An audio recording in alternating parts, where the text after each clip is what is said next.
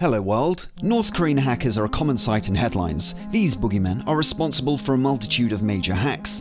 The Sony breach back in 2014, Wannacry, the billion-dollar Bangladeshi bank heist, and countless others. Have these elusive individuals finally been identified?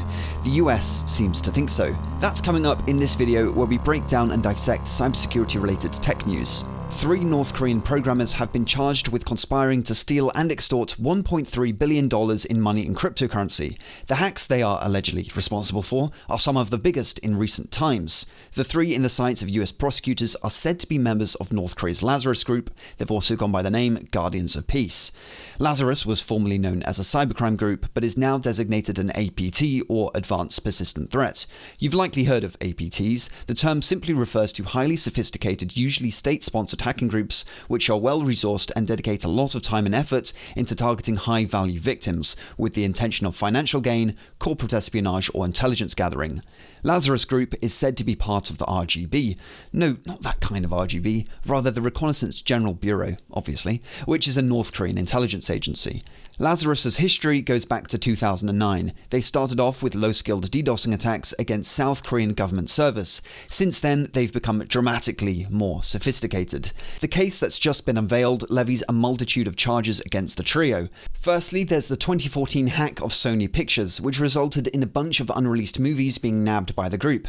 All that drama simply because Sony dared to make a film mocking the dear leader. They're also charged with developing the infamous ransomware Wannacry, which crippled the National Health Service here in the UK, as well as infecting a total of 300,000 computers. Also on the charge sheet is the hacking of the Bank of Bangladesh, in which they attempted to heist almost $1 billion via fraudulent wire transfers.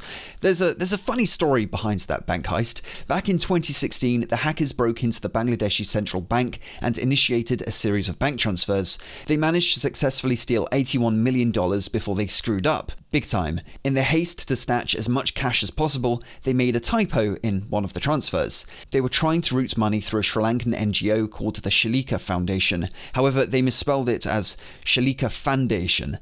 This prompted the intermediary bank, Deutsche Bank, to ask for clarification, which resulted in the hackers being rumbled and the plot foiled. This prevented the remaining transactions of about $900 million from being processed. I'm sure that has to be the world's most expensive typo. By the way, if you're liking this video, do feel free to introduce yourself to the like button, let me know your thoughts in the comments, and let's get back to the video. The triplet is being charged with a myriad of other crimes. One of their more interesting and relatively unknown operations that I first heard of only by reading their indictment regarded a cryptocurrency operation set up by the group. The crypto was called Marine Chain Token. It was marketed as a way to purchase fractional ownership in shipping vessels. Essentially, by buying this crypto, you would have been buying a small part in a marine cargo ship.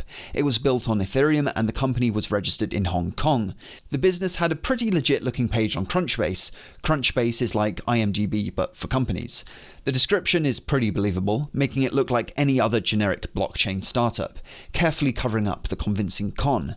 It turns out though this was all a plot to evade international sanctions and trick Western investors into unknowingly funding North Korean cargo ships. It all started to fall apart when a Reddit user picked up on the fact that their website was a carbon copy of another company's site.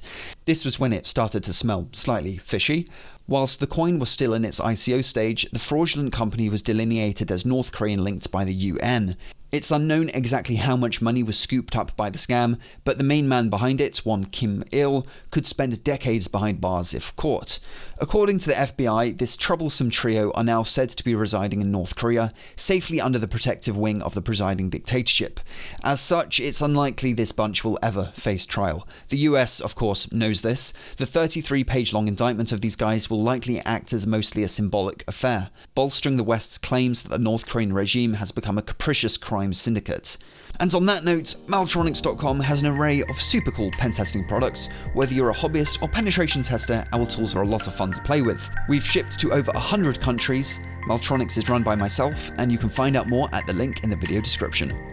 If you want to see more of this kind of video, make sure to let me know by hitting a like, subscribe, and do turn on sub notifications so you don't miss any new cyber news. Also, for behind the scenes footage, make sure to follow me on Instagram. As always, sources will be linked in the description. Stay tuned for more hacking videos. Have a good one.